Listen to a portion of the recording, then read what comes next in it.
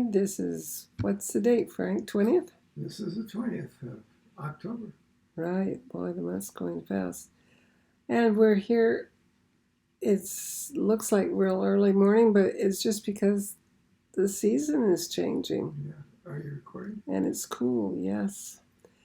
Now, this time 55 years ago, we were in the throes of getting ready to leave for New Guinea. Yeah. Oh, my. A lot of path and things under the water. I thought that we would go to Daniel. Okay.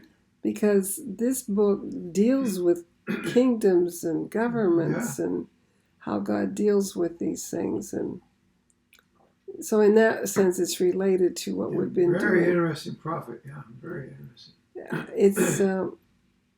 It's not in the prophet group. Oh, that's right. But there's reason for that, and yet Tobias Singer feels like it's his favorite prophet and so forth. So anyway, we'll start there. I may just read through and then talk about the important things that are important to the subject of government. Okay. So starting in chapter 1 of Daniel, in the 3rd year of the reign of King Jehoiakim of Judah. This is the first king of Judah when they start getting taken out. Okay. In other words, you mean the series of kings were there during the time that the captivity took place? Yes, there was 3. Yeah, okay. King Nebuchadnezzar of Babylon came to Jerusalem and laid siege to it.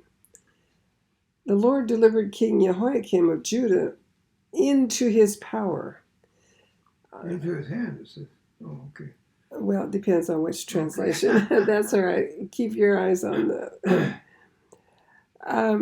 It's interesting that God has his hand in everything that happens. Oh, absolutely. Absolutely. Now, if he didn't, that means he wouldn't have control of everything. It means he just stepped back and let everything go, But well, wouldn't it be awful if the universe was a runaway universe that couldn't be controlled? Oh, terrible.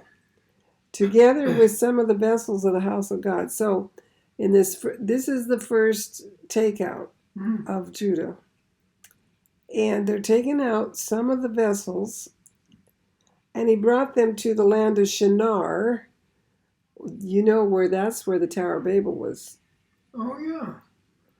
And so this is the kingdom of Babylon, to the house of his God. And he deposited the vessels in the treasury of his God. Verse 3.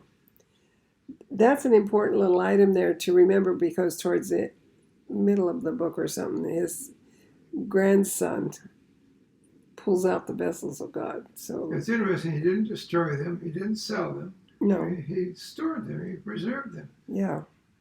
Then the king ordered Ashpenaz, his chief officer, to bring some Israelites of royal descent and of nobility, youths without blemish, handsome, proficient in all wisdom, knowledgeable, intelligent, and capable of serving in the royal palace. Now, that capable of serving in the royal palace is a key to how Daniel becomes a, what do they call him? What is the word for when they castrate them and a eunuch? Eunuch. Oh, yeah. They make them eunuchs so that they aren't attracted to any of the women in the royal palace. That's one of the reasons they do it. So, and then because they're going to be there, they're going to be the brains of the universe, of the government. Yeah, right. And he wanted to teach them the writings and the language of the Chaldeans. Now, the Chaldeans, if I remember right, have a language that's related to the Semitic languages. Okay. But still, it was written with cuneiform, I think. And the king allotted daily rations. Now we're in verse 5 now. Yeah. Okay. To them from the king's food and from the wine he drank. and they were to be educated for 3 years, at the end of which they were to enter the king's service. So they had to be schooled and then pass a test. Yeah. And among them were the Judahites, Daniel, so that means he was either royal or nobility, Hananiah, Mishael, and Azariah. The chief officer gave them new names. He named Daniel Belteshazzar, Hananiah Shadrach, Mishael Meshach, and Azariah Abednego. Now, Abednego is a servant of Nego. These men were named after the gods of Babylon. Daniel resolved not to defile himself with the king's food or the wine he drank. Mm-hmm. And so he sought permission of the chief officer not to defile himself. And God disposed the chief officer to be kind and compassionate toward Daniel. So this is just, I don't want to dwell on this subject too much, but it looks like Daniel's an example of a pagan, but I don't believe Daniel was pagan before this. Yeah. The fact that he didn't want to defile himself means that he probably ate meat like all Israelis did, because they had their feasts and they ate part of the. But he wanted to be kosher. But he wanted to be kosher, and he knew that in Babylon the meat was not kosher, and the wine was not kosher. I've heard, excuse me, I've heard of other Jews who were, say, traveling from Israel and America or somewhere, and just to be on the safe side, they become like vegetarians. Yeah. Because they know that's safe. Yeah. There are Jews that are vegan. The thing about they hearken back to, that's the diet that God gave Adam and Eve. That's the diet God gave Adam and Eve before they sinned. Yeah. And they ate that way for 1,000 years, so it is sustaining. But the earth got changed a lot. Mm-hmm. We don't know what those changes meant. Yeah. But so after the flood, God said you could eat anything. Yeah. Just like you eat plant life, you can eat everything. As long as it's kosher, as long as it's killed. He made one stipulation to them, and that was no blood. Mm-hmm. Take the blood out of the meat. So that was the only stipulation he gave Noah. So, but the man continued to degenerate, and he didn't do that. So Daniel, the chief officer says to Daniel, I fear that my lord the king, who allotted food and drink for you, will notice that you look out of sorts, unlike the other youths of your age, and you will put my life in jeopardy with the king. So he's afraid of not pleasing the king if these guys don't do well. Right. And Daniel replied to the guard. We're in verse 11 now, right? Yeah, we're in verse 11. Daniel replied to the guard whom the chief officer had put in charge of Daniel, Hananiah, Mishael, and Azariah. Please test your servants for 10 days, giving us legumes, which is beans, to eat and water to drink. Then compare our appearance with that of the youths who eat of the king's food, and do with your servants as you see fit. He agreed to this plan of theirs and tested them for 10 days. When the 10 days were over, they looked better and healthier than all the other youths who were eating the king's food. So the guard kept on removing their food and the wine they were supposed to drink and gave them legumes.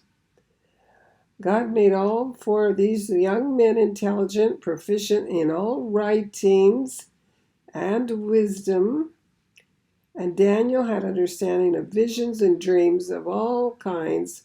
When the king had set for their presentation had come, the chief officer presented them to Nebuchadnezzar. The king spoke with them, and of them all none was equal to Daniel, Hananiah, Mishael, and Azariah. So these entered the king's service. Whenever the king put a question to them requiring wisdom and understanding, he found them to be 10 times better. Now, here's a distinction. Mm-hmm. This will help us understand the next chapter. Okay. Better than all magicians and exorcists throughout his realm.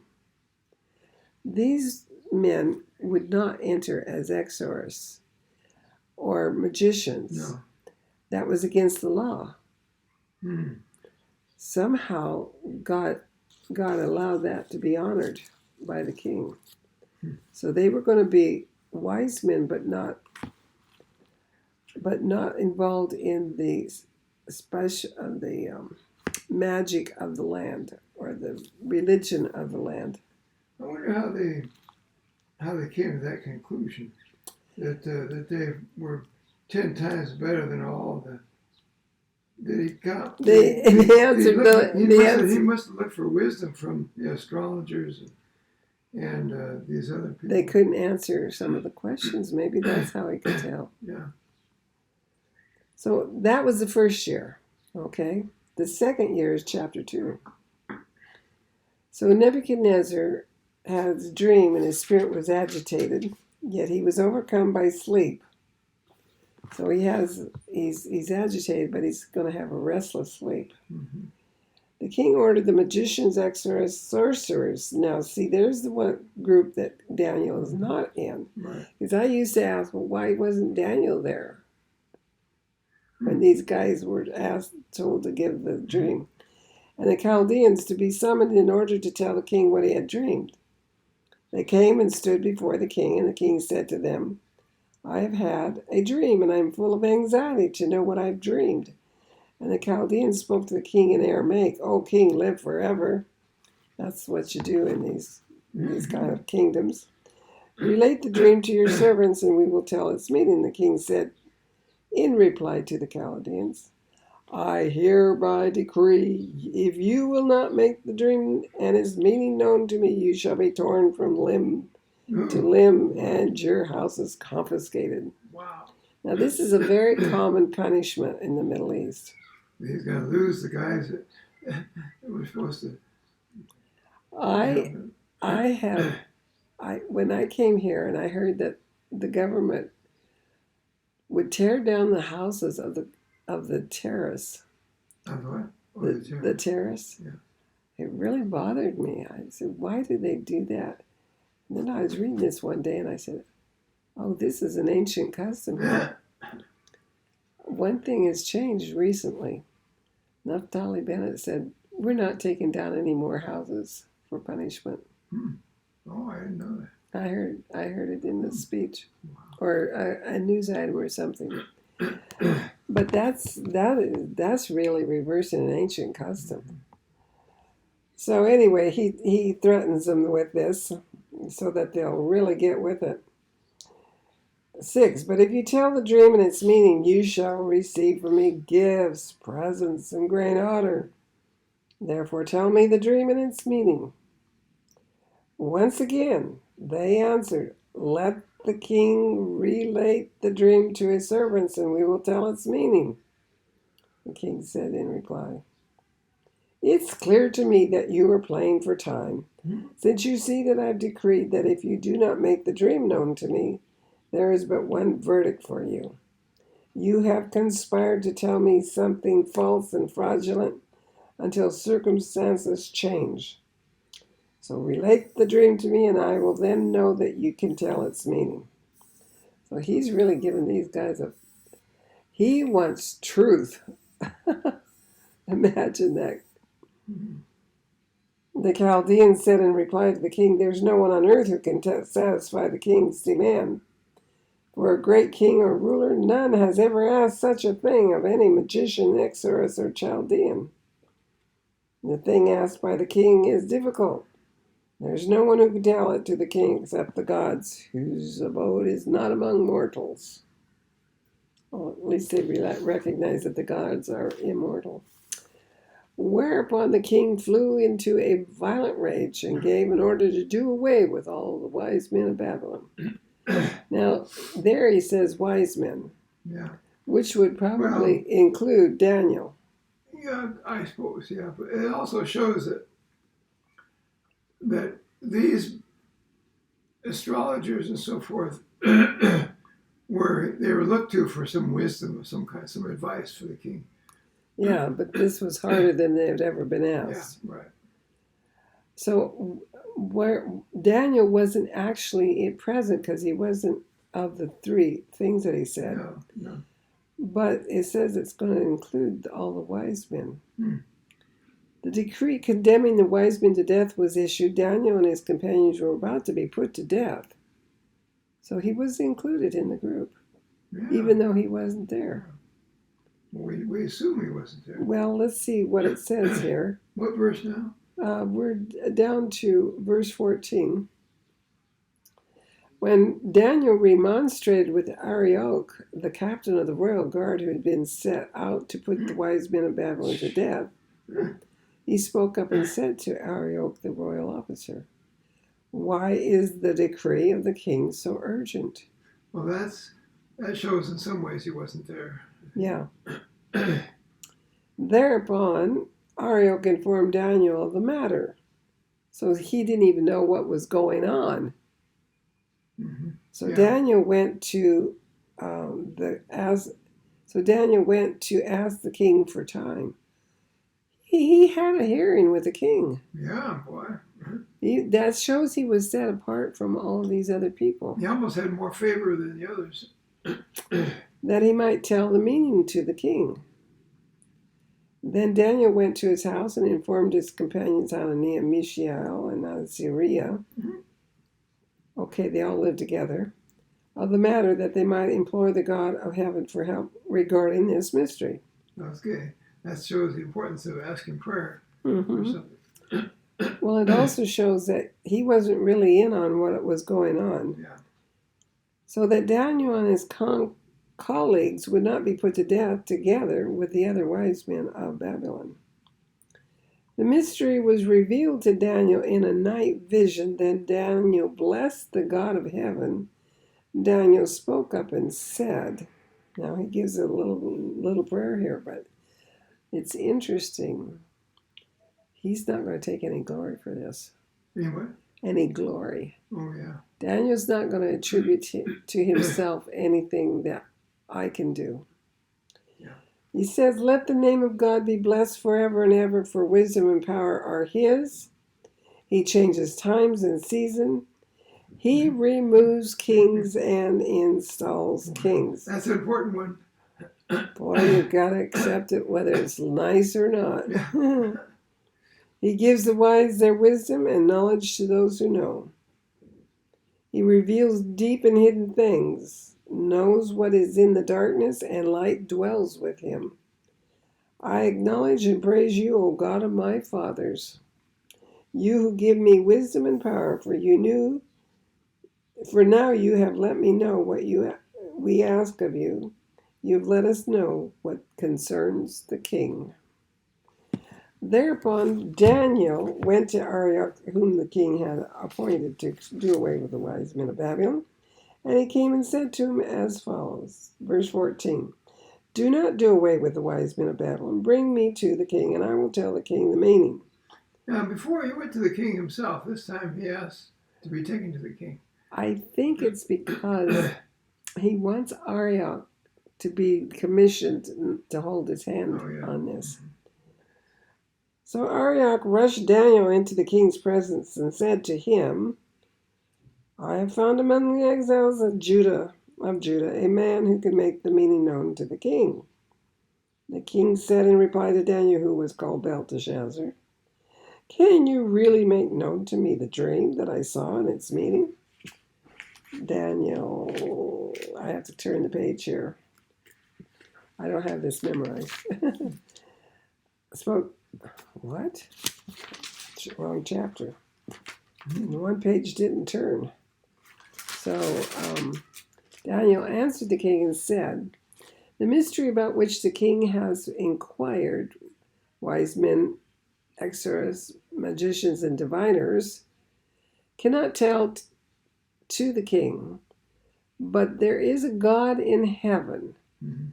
who reveals mysteries, and he has made known to King Nebuchadnezzar what is to be the end of days. Boy.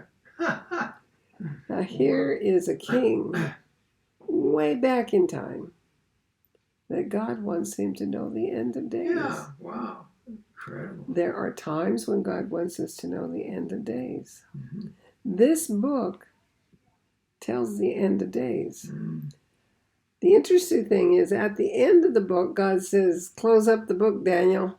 It's for a long time from now.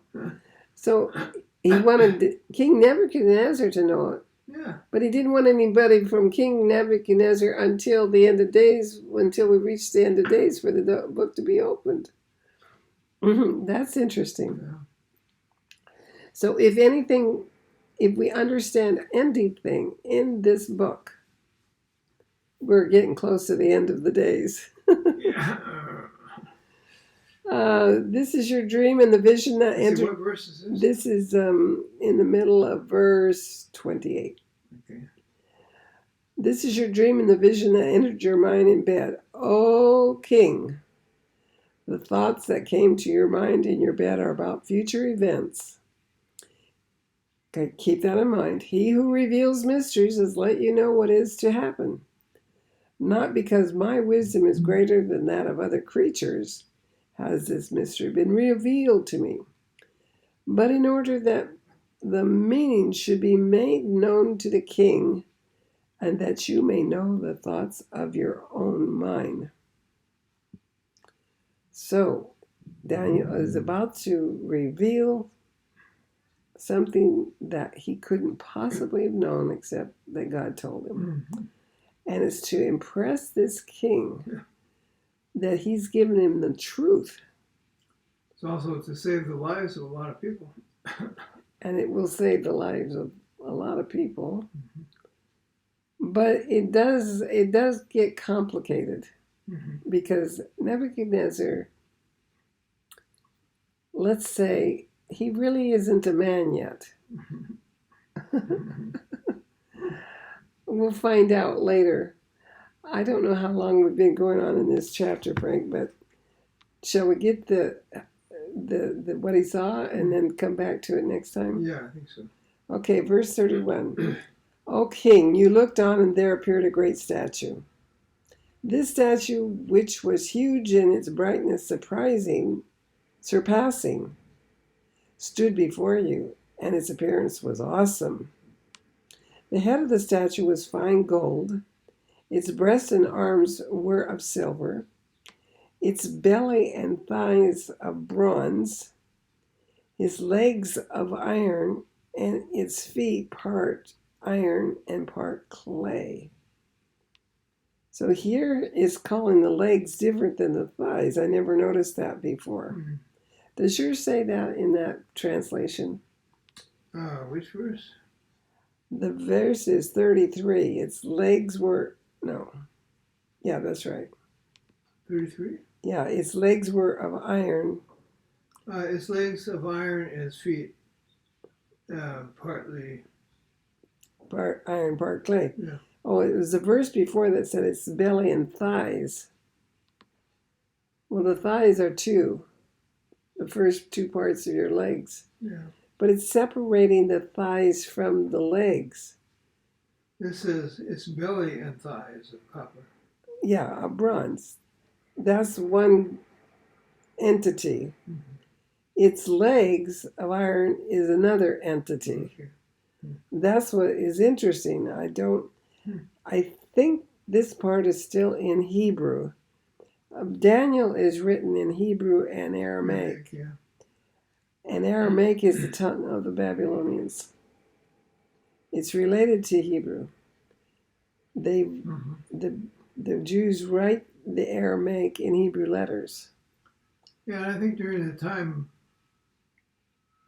of the Roman Empire, they were using Aramaic more for the spoken language. Yeah, it became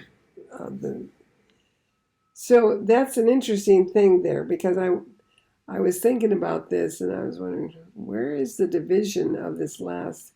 Because this is related to the BCCs later. And so the break is that you've got a head, you got arms, and you with the breast, and then you got a belly and thighs, and now you got legs and feet. The legs of iron and its feet are sort of one group, one entity. As you looked on, a stone was hewn out, not by hands. This is not another. In other words, it is not a mortal that's going to be involved in taking down this idol. And struck the statue on its feet of iron and clay. It's only the feet that are struck, and crushed them. All at once, the iron, clay, bronze, silver, gold were crushed. Okay, that brought the thing down, I guess, because then the rest of it's crushed. And become like shaft of threshing floors of summer. A wind carried them off until no trace of them was left. But the stone that struck the statue became a great mountain and filled the whole earth. What does the mountain represent, Frank? Do you remember? Government. Yep. A great government is established and fills the whole earth. Now you could say, well, this is so interesting because one world government is the goal of we call the left. Mm-hmm. They want this one world government, so they have to bring down the whole world in order to begin to build good again, they claim.